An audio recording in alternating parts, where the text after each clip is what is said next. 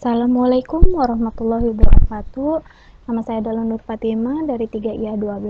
Di sini saya akan melanjutkan materi tentang pengantar teknologi game dengan dosen Ahmad Fauzi. Ya, langsung saja kita mulai ke materi yang pertama. Nah, di sini tuh tentang arsitektur game engine. Nah, apa sih arsitektur game engine itu? Nah, game engine adalah sistem perangkat lunak yang dirancang untuk menciptakan dan mengembangkan video game. Game engine memberikan kemudahan dalam menciptakan konsep sebuah game yang akan dibuat, mulai dari sistem rendering, fisik, arsitektur suara, scripting, AI, dan bahkan networking. Game engine dapat dikatakan sebagai jiwa dari aspek sebuah game. Tujuan game engine adalah untuk mempermudah pembuatan bagian-bagian tertentu dalam game, membagi-bagi pengembangan game menjadi modul-modul tertentu dan memudahkan kolaborasi antar pihak. Nah, selanjutnya tuh arsitek adalah pelajaran yang membuat rancangan dari bangunan. Jadi, arsitektur mesin game adalah sistem perangkat lunak yang dirancang untuk menciptakan dan mengembangkan video game. Dapat dikatakan bahwa arsitektur game mesin itu merupakan rancangan dari sistem perangkat lunak dari game itu sendiri. Tahap awal dari perancangan suatu game adalah memilih jenis game yang akan dibuat agar lebih terfokus dalam mengerjakannya. Selanjutnya adalah mendesain game yang akan dibuat. Setelah kita memiliki desain game, langkah berikutnya adalah mengimplementasikan desain tersebut menjadi source code. Apabila source telah selesai dirancang, maka game tersebut dapat dimainkan dan digunakan sesuai yang diinginkan oleh sang pembuat game. Apakah game tersebut dibuat untuk dikomersilkan atau dikembangkan orang lain? Nah, selanjutnya tuh ada elemen-elemen yang terdapat di dalam game. Apa aja sih elemennya itu? Nah, elemennya salah satunya itu adalah tools atau data. Dalam pengembangan game dibutuhkan data yang tidak semudah menulis teks file. Dalam mengembangkan game, paling tidak dibutuhkan beberapa tools seperti 3D Model Editor, Level Editor, dan Graphic Program. Bahkan jika diperlukan, seringkali kita mengembangkan game engine tersebut dengan menambahkan beberapa kode dan fitur yang diperlukan. Nah, selanjutnya tuh ada sistem. Sistem sendiri adalah bagian dari awal game engine yang berfungsi untuk melakukan komunikasi dengan hardware yang berada di dalam mesin. Jika game engine sudah dibuat dengan baik, maka sistem ini adalah salah satu-satunya bagian yang membutuhkan perubahan yang cukup banyak apabila dilakukan implementasi pada platform yang berbeda. Di dalam sistem sendiri terdapat beberapa subsistem, yaitu grafik, input, sound, timer, dan konfigurasi. Nah, sistem sendiri bertanggung jawab untuk melakukan instalasi, update, dan mematikan subsistem yang terdapat di dalamnya. Nah, selanjutnya tuh ada konsol. Dengan menambahkan konsol, kita dapat merubah setting game engine di dalam game tanpa perlu melakukan restart pada game tersebut. Konsol sendiri lebih digunakan dalam proses debugging. Apabila game engine tersebut mengalami error, kita dapat mengoutputkan error message tersebut ke dalam konsol tanpa harus melakukan restart. Nah, konsol sendiri dapat dihidupkan dan dimatikan sesuai keinginan. Selanjutnya itu ada support. Support adalah bagian yang paling sering digunakan oleh sistem di dalam game engine. Support sendiri berisi rumus-rumus matematika yang biasa digunakan seperti vektor, matriks, memory manager, value adder, merupakan dasar dari game engine dan hampir digunakan semua project game engine. Selanjutnya tuh ada renderer atau engine core. Nah, pada game engine core atau renderer terdiri dari beberapa sub, yaitu visibility, collision detection dan response, kamera, static, geometri, dynamic, geometri, particle system, billboard, message, skybox, lighting, fogging, vertex shading, dan output.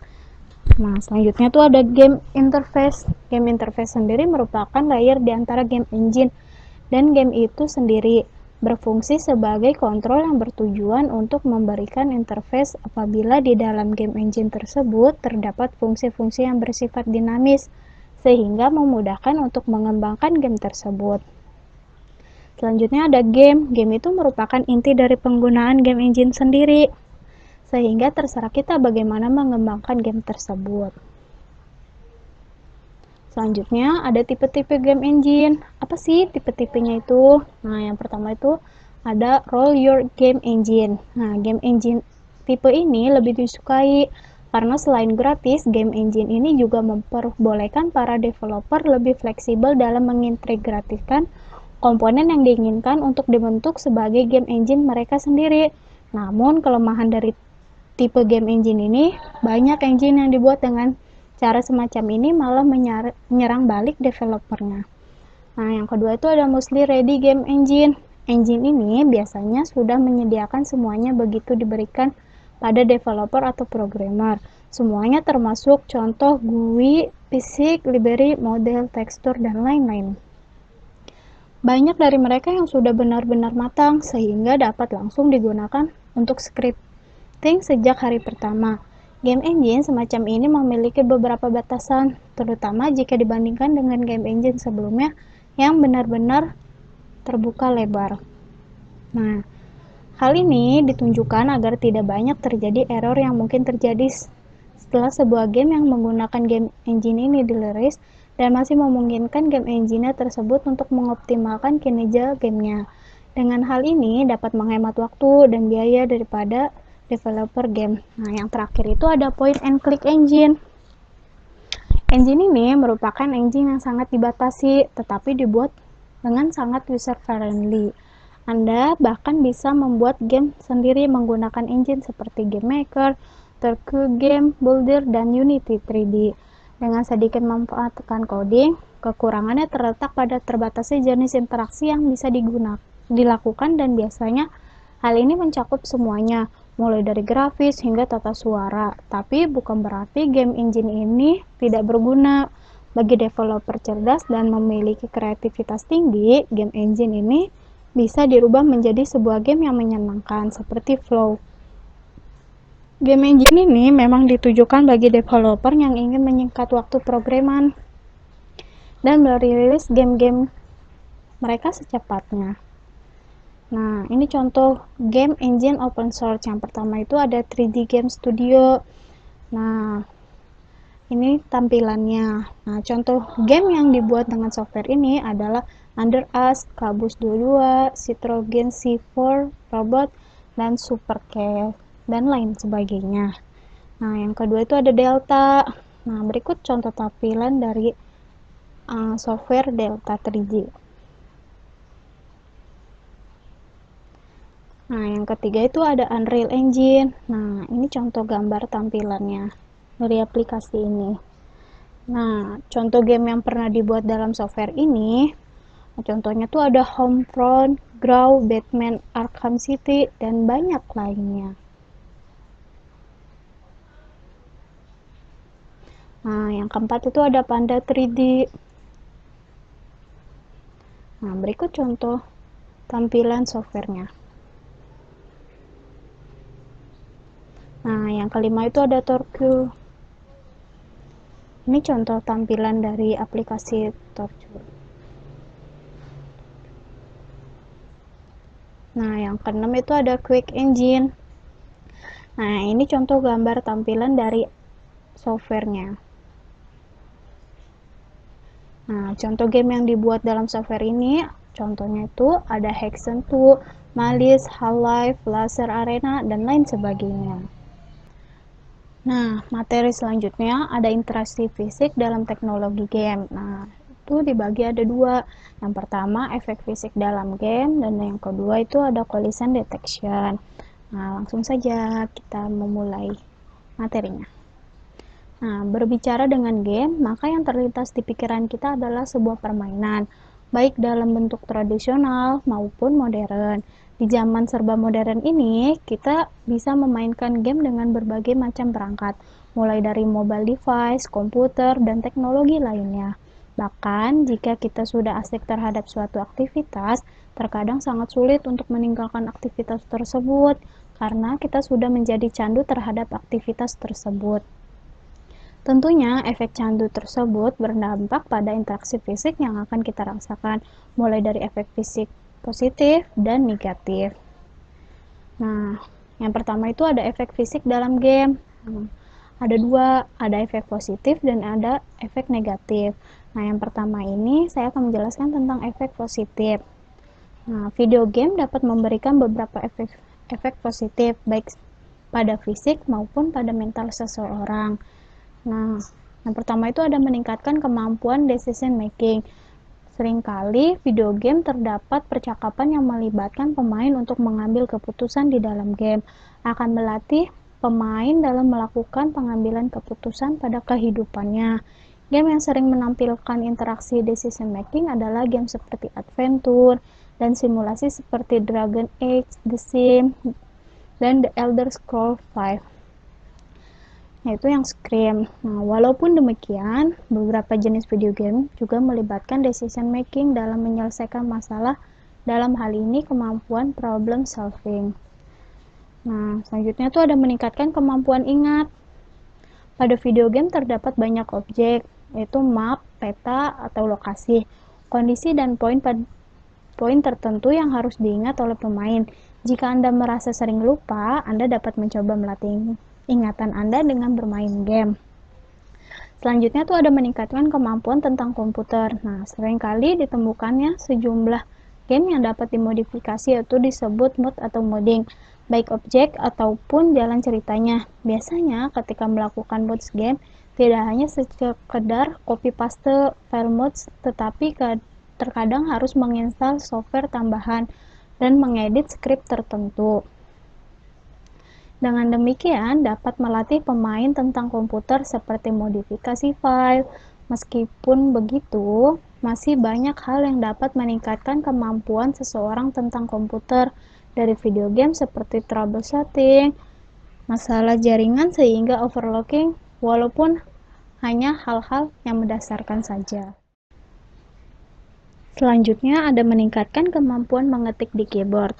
Nah, seorang gamer biasanya sangat hafal dengan letak huruf pada keyboard karena banyak kunci keyboard yang digunakan ketika bermain. Tidak hanya itu, biasanya ketika bermain game online, seorang gamer mampu mengetik dengan cepat karena percakapan dari teman-teman di game online yang membuatnya terbiasa dalam mengetik di keyboard. Selanjutnya itu ada melatih kemampuan untuk mengatasi masalah, yaitu problem solving. Video game sudah pasti memiliki jalan cerita yang harus diselesaikan oleh pemain, di mana biasanya terdapat sejumlah konflik dan permasalahan yang terjadi dalam game, sehingga pemain harus berpikir menemukan celah untuk mengatasi setiap konflik masalah pada jalan cerita. Hal tersebut sama seperti dalam kehidupan nyata. Anda pun harus menemukan jalan keluar dari masalah apapun yang hadapi, bukan? Selanjutnya ada melatih kesabaran. Banyak video game didesain dengan tingkat kesulitan tinggi yang terkadang seorang gamer ahli pun butuh berminggu-minggu atau berbulan-bulan untuk menyelesaikannya.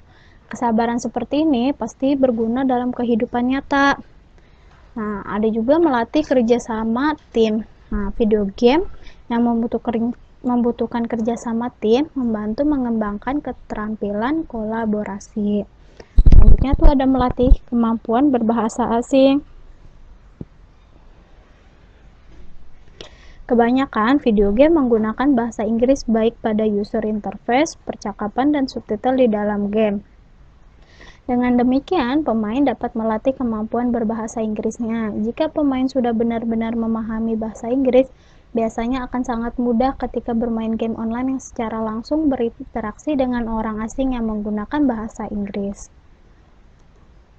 Nah, yang kedua tuh ada efek negatif. Nah, yang pertama itu biasanya kecanduan. Apa sih? Kenapa bisa kecanduan? Kecanduan itu bermain video game hal yang sudah pasti bagi gamer.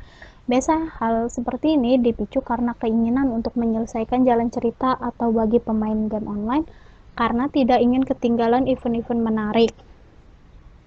Kecanduan merupakan dampak negatif paling sering dialami oleh gamer.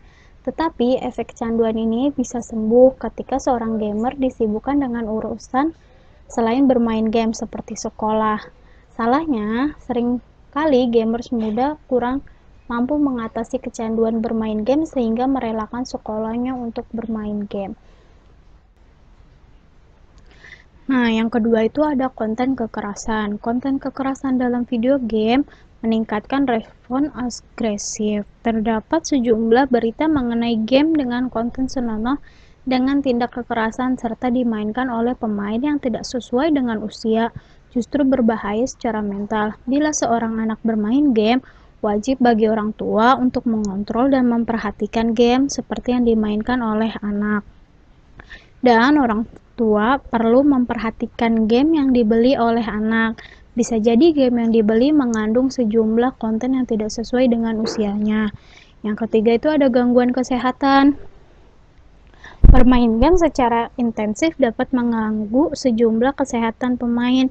Gangguan masalah kesehatan yang sering terjadi adalah kesehatan mata dan sering merasakan sakit kepala karena terlalu lama berada di depan layar monitor. Nah, yang keempat itu ada terbengkalainya kegiatan di dunia nyata. Keasyikan dalam bermain game akan mengakibatkan kita lupa dengan segala hal dalam kehidupan sehari-hari. Kita seperti beribadah, mengerjakan tugas sekolah atau kuliah dan melupakan pekerjaan yang menjadi terbengkalainya karena bermain game. Nah, yang terakhir itu ada perubahan pola makan dan istirahat. Efek dari bermain game juga akan membuat waktu makan dan istirahat menjadi tidak terkontrol, apalagi sampai harus begadang demi memainkan game online tersebut. Nah, yang kedua itu ada collision detection atau deteksi tubrukan. Setiap program game yang akan kita buat sangat membutuhkan suatu algoritma yang dinamakan collision detection atau deteksi tubrukan. Apa sih itu collision detection dan apa fungsi dari algoritma tersebut? Nah, collision detection itu adalah proses pengecekan apakah beberapa objek saling bertubrukan atau tidak. Metode ini juga sering digunakan dalam membuat game antara objek dengan objek atau objek dengan sebuah frame atau juga dengan pembatas. Sebagai contoh game, Snake yang menggunakan metode collision detection antara kepala ular yang kita perintahkan lewat keyboard dengan objek tujuan atau pembatas sebuah arena game. Contoh lain pada collision detection adalah pada game shooter, yaitu pada peluru dan objek sasaran yang akan menjadi sebuah deteksi tabrakan. Untuk membuat metode deteksi tabrakan dengan menggunakan logika if-else, collision detection dibutuhkan untuk memastikan tidak ada objek yang saling menembus. Algoritma untuk mendeteksi collision atau tabrakan sangat dibutuhkan untuk program game.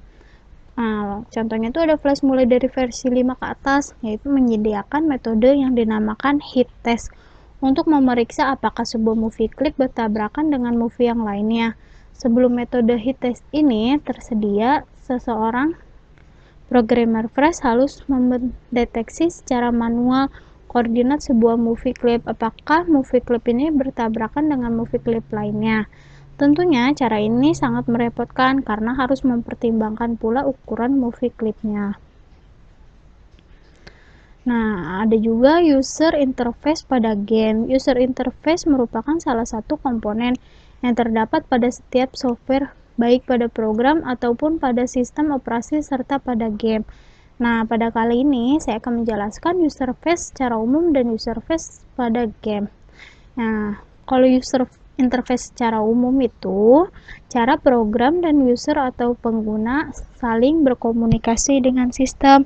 Istilah user interface terkadang digunakan sebagai pengganti istilah HCI atau Human Computer Interaction. Nah, user interface berfungsi untuk menghubungkan atau menjadi penerjemah antara pengguna dengan sistem operasi sehingga komputer dapat digunakan. Mekanisme pada user interface ini adalah user interface tersebut dapat menerima dan memberikan informasi dari pengguna ke pengguna untuk membantu mengarahkan alur penelusuran masalah sampai ditemukannya suatu solusi. Nah, user interface juga akan menginputkan pengetahuan baru ke dalam basis pengetahuan sistem pakar, menampilkan penjelasan sistem dan memberikan panduan pemakaian sistem secara menyeluruh, langkah demi langkah sehingga user mengerti apa yang akan dilakukan terhadap suatu sistem. Nah, selanjutnya itu ada user interface pada game.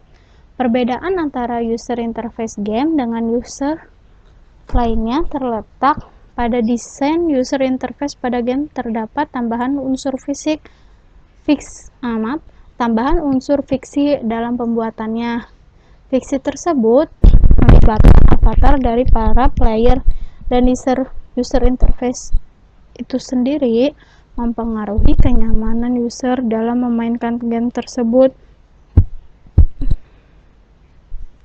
Dalam user interface terdapat istilah yang berkaitan pada video game, yaitu HUD atau Hands Up Display, yang berfungsi untuk menyampaikan informasi secara visual dan sebagai bagian dari penggunaan permainan. Fungsi lain dari HUD adalah untuk memudahkan pemain mengetahui kondisi karakter dalam permainan.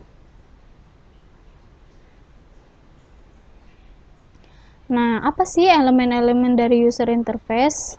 Nah, elemen itu ada 4. Nah, ada non-digetic, ada spatial, ada meta, dan ada digetic.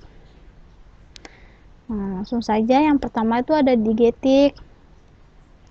Elemen user interface yang digetic ada dalam dunia permainan, sehingga para pemain dapat saling berinteraksi dengan mereka melalui visual, audible, atau haptic. Elemen user interface digetic yang dieksekusi dengan baik dapat meningkatkan pengalaman narasi untuk pemain, memberikan pengalaman lebih mendalam dan integrasi.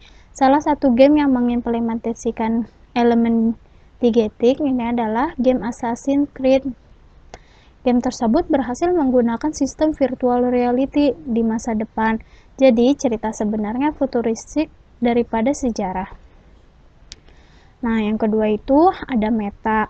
Meta, apa sih meta itu? Tidak selalu divisualisasikan spesial untuk pemain, merupakan gambaran yang bisa muncul di dalam dunia game.